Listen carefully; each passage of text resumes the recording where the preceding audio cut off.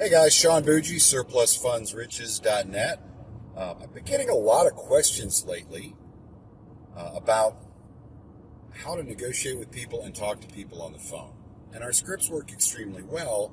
There's a few things you need to know in order to really close the deal.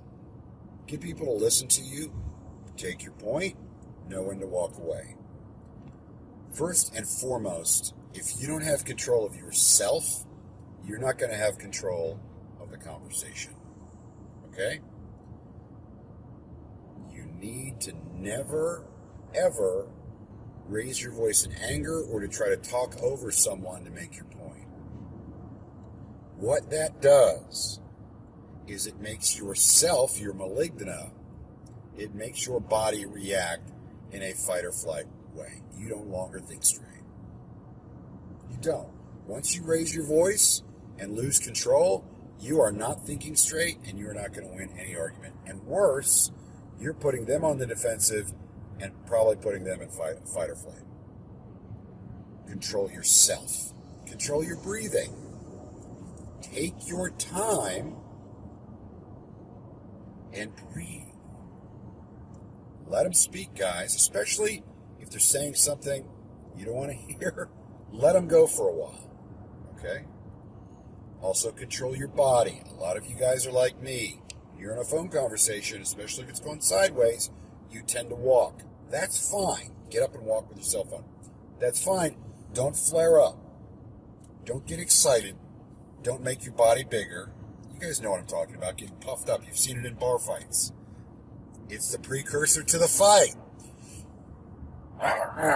If you watch yourself, especially if you like me and you're a walker with the phone, if you watch yourself, you'll notice when you do that. And you'll do that when you feel pushed or the person is taking a pot shot at you. Okay?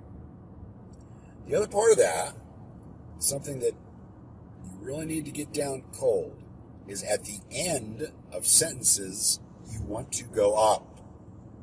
Not overly loud, not like you're trying to take the conversation, hijack the conversation. Just you want to go up, because if you go up at the end of a sentence or when you're about to pause, people won't interrupt you. People tend to interrupt you when you do this. When you talk and then at the end of the sentence you stop and you go down. That is an invitation for someone else to jump in before you're done speaking. Other side of that is you go up when you don't want them to interject. That means at the end of sentences, you go up. Okay? People will not, it's a subconscious thing that they have. All right? Now let them go for a while, but guys, and I've said this in previous videos, a lot of what we do here is we get people to see the truth and we get them back on track. You're going to have a lot of conversations where if it's surplus funds, the owner says, well, my ex was supposed to pay for taxes and it went to foreclosure and then he was mean to me and he did this to the kids and he didn't pay for the car and he didn't do anything the court ordered. And let him go a little bit, but now you need to turn him around. Same thing with the deed flip. Oh my gosh, I got this house and my brother was supposed to pay for this and he didn't, and victim. Let him go for a little while.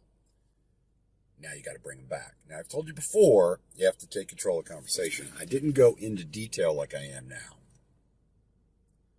Guys, when it's time to bring them back on track, again, breathe, don't raise your voice, don't even argue about what happened to them. It's not relevant. I certainly wouldn't say that to them, because to them it is.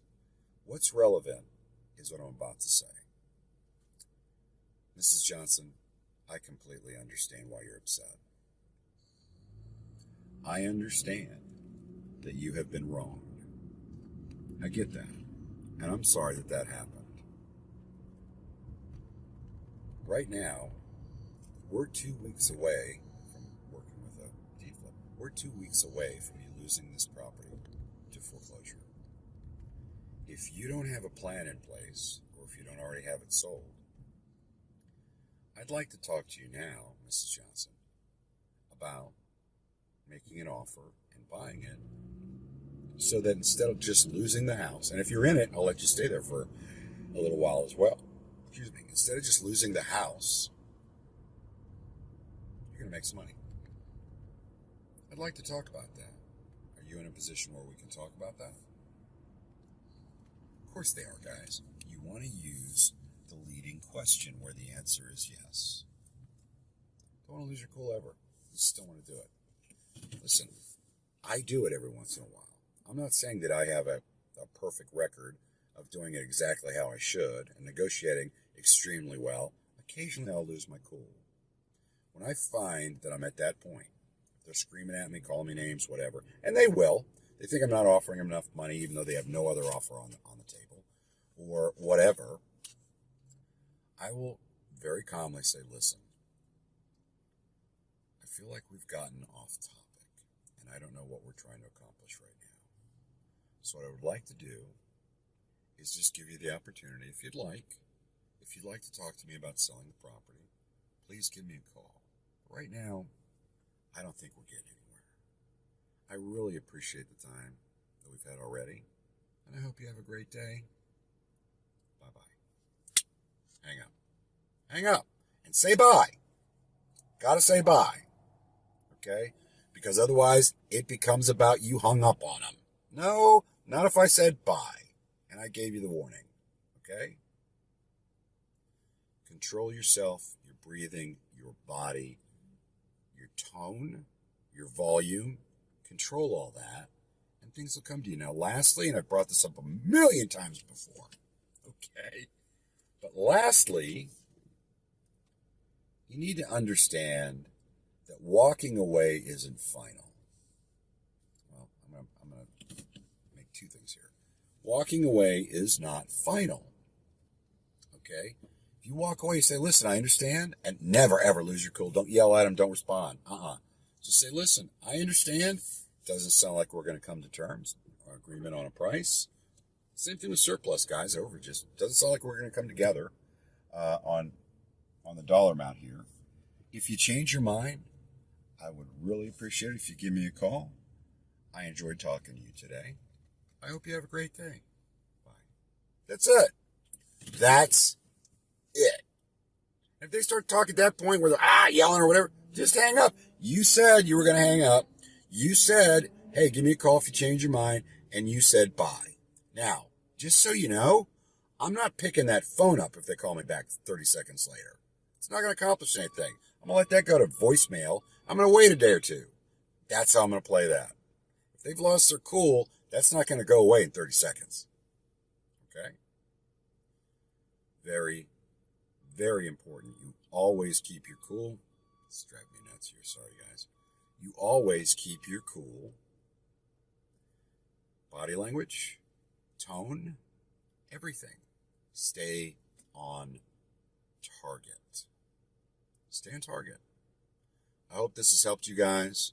I really appreciate you guys taking the time to listen to me. And I hope you have a great day. Hey guys, one other thing I forgot to bring up, and I'm adding that in now. I'm hoping you stuck around for the end of this. It's extremely important to remember, and this will help you deal with those difficult conversations. It's extremely important to remember, and I learned this from being a realtor for a number of years,